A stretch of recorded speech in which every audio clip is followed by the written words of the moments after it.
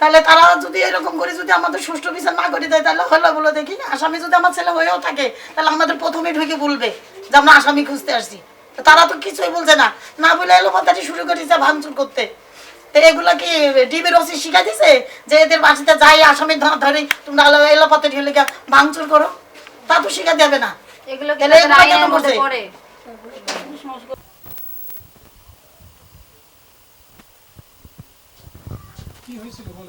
হঠাৎ করে রাত 3টের সময় ওনারা আমাদের ওই বাড়ির দরজা সব ভাঙ্গি চুরি উপর দিয়ে ঢুকি ওই ডিবি, জি ডিবি পুলিশ, প্রায় 20-25 জন।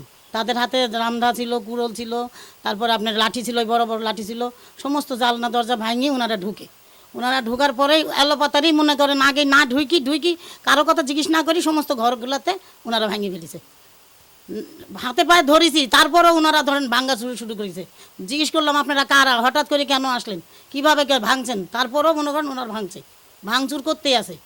তারপরে যখন আমি ডায়াবেটিসের রুগী, আমার এই হাঁটুতে সমস্যা, এখানে একটা বাড়িও বানিয়েছে, এই দেখেন এই জায়গাটায়। সে মনে করেন আমি তারপর পা চাইপি ধরার পরে তেবে মনে করেন উনি যখন আমি অসুস্থ পড়ে যাই তখন এই বাড়িগুলো ভাঙ্গাগুলো থামাইছে। থামানোর পরে তখন মনে করেন বললো কী কারণে ভাঙছে সেটা তো আমরা বলতে পারি না।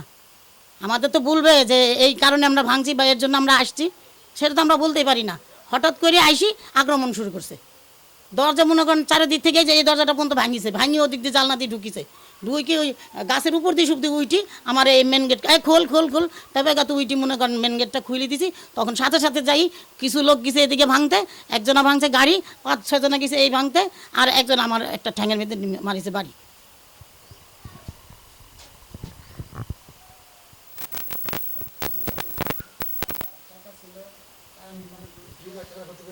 আনুমানিক রাত 3টার সময় ওনারা দরজা জানালা সব ভেঙে বাড়ির ভিতরে ঢুকে এলোপাথারি সব ভাঙতে শুরু করছে।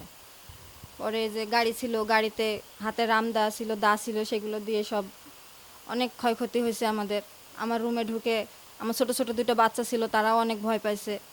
আমার বড় ছেলের মুসলমানি দিছি। ওরা মানে কোনো কথাই নাই ওদের, আসে শুধু এলোপাথারি ভাঙচুর। শেষে আমাদেরকে বলছে আমরা আসামি খুঁজতে আসছি। কিসের আসামি খুঁজতে আসছেন সেটাও কোনো কিছু আমাদের বলেনি। ভাঙচুর করে থুয়ে আমার শাশুড়ি যখন অসুস্থ হয়ে যায় তখন তারা দ্রুতভাবে বের হয়ে চলে যায়। আমার রুমে ঢুকে আমার আলমারির চাবি পাইনি, আমার আলমারির লক ভেঙেছে, ভাঙে আমার আলমারির ভিতরে আমার এই যে বড় ছেলের মুসলমানি দেওয়ার জন্য আমি লোন নিয়েছিলাম, 1.5 লাখ টাকা লোন নিয়েছিলাম, সেটা আমার লকারে ছিল।